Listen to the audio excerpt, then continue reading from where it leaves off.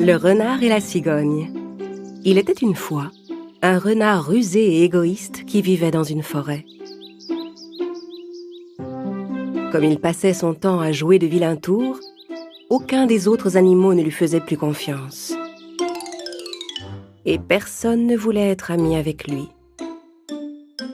Au bout de quelque temps, comme il n'avait aucun ami, le renard alla s'installer seul dans une grotte au bord de la forêt. Quelque temps plus tard, venant des pays froids, une cigogne arriva près de chez lui. Le renard était tout content à l'idée de trouver enfin une amie. Il alla aussitôt voir la cigogne. Bienvenue, chère cigogne. Veux-tu que nous soyons amis? Avec plaisir, mais tu es le renard rusé. Est-ce que je peux te faire confiance? Mais bien sûr que oui, voyons. Je n'ai aucun ami par ici, mais je suis sûr que toi et moi, on peut devenir bons amis. Au bout de quelque temps, lassé de manger tout seul, le renard décida d'inviter sa nouvelle voisine à dîner. Ravie de cette invitation, la cigogne se rendit joyeusement chez le renard.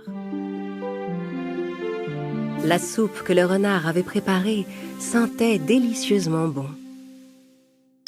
Le renard mit la table et versa la soupe dans de grandes assiettes creuses. La cigogne s'installa à table et le renard s'assit en face d'elle. Bon appétit! J'espère que ma soupe va te plaire.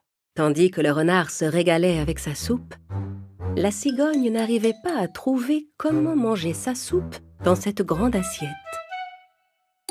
Quand elle essayait de plonger son bec dans la soupe, elle n'arrivait à attraper que de minuscules gorgées.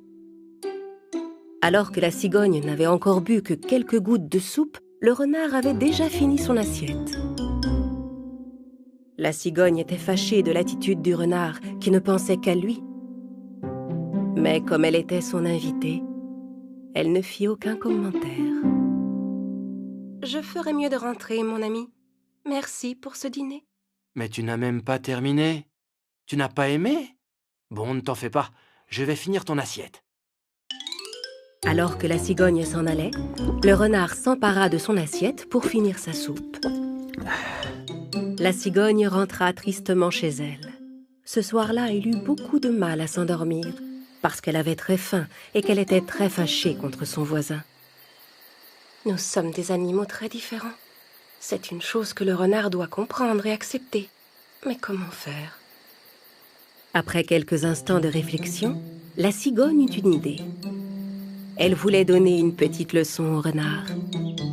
Le lendemain matin, elle alla trouver son ami chez lui pour l'inviter à dîner. Bien sûr, le renard était ravi de cette invitation. C'est très aimable à toi, voisine. Je suis si content d'être ton ami. La cigogne prépara le repas, puis mit sur la table une longue bouteille étroite pour elle et une autre pour le renard. Puis elle versa le riz qu'elle avait préparé dans les bouteilles. Elle servit également 2 bouteilles d'eau au goulot étroit. Quelques instants plus tard, le renard arriva. Je suis affamé, mon ami. Commençons notre repas. Les 2 amis s'installèrent à table. Eh bien, je te souhaite un bon appétit. Merci. Le renard essaya de manger dans son étroite bouteille, mais il n'y parvenait pas. Il n'arrivait même pas à boire de l'eau. La cigogne, de son côté, se régalait avec le riz qu'elle avalait grâce à son long bec. Le temps que le renard essaie d'attraper quelques grains de riz avec une fourchette, la cigogne avait déjà terminé son repas. Voyant le renard désemparé, elle lui demanda « Oh, mais mon ami, tu ne manges rien. Quoi, tu n'aimes pas ça? » J'aimerais peut-être si je pouvais manger. Cette bouteille n'est pas faite pour moi. Avec ton long bec, tu peux attraper ta nourriture. Mais avec mon museau, je ne peux pas. C'était la réponse que la cigogne attendait. « Je comprends, mon cher ami. Tu te souviens que je suis repartie affamée de chez toi l'autre soir? Parce que tu as servi la soupe dans des assiettes creuses et que je ne peux pas manger dans une assiette avec mon bec. » Alors le renard comprit son erreur.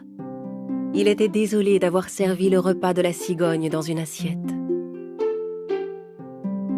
Je suis vraiment désolé. Je n'ai pas pensé que tu ne pouvais pas manger dans une assiette, pardon. Ce n'est pas grave, cher renard. Au moins, comme ça, tu auras compris. C'est important de respecter les différences de chacun. Sur ce, la cigogne apporta une grande assiette dans laquelle le renard pouvait manger facilement et lui servit sa nourriture dedans. Le renard termina son repas avec appétit. Avant de rentrer chez lui, le renard eut une idée. Ma chère cigogne, prête-moi une de tes bouteilles, s'il te plaît, que je la rapporte chez moi. Comme ça, quand tu viendras dîner à la maison, tu pourras manger plus facilement. Eh bien, on ne t'appelle pas le renard rusé sans raison. Si tu utilises toujours ton esprit pour trouver de bonnes idées comme celle-ci, je suis certaine que tes amis et toi seront beaucoup plus heureux. Le renard et la cigogne éclatèrent de rire.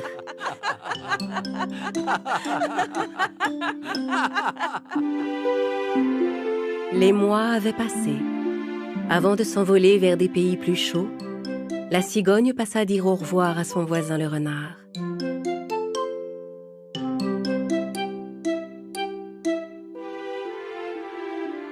Resté à nouveau seul, le renard retourna dans la forêt. Mais il n'oublia jamais les paroles de la cigogne. Il ne se montra plus jamais égoïste et devint ami avec tous les autres animaux.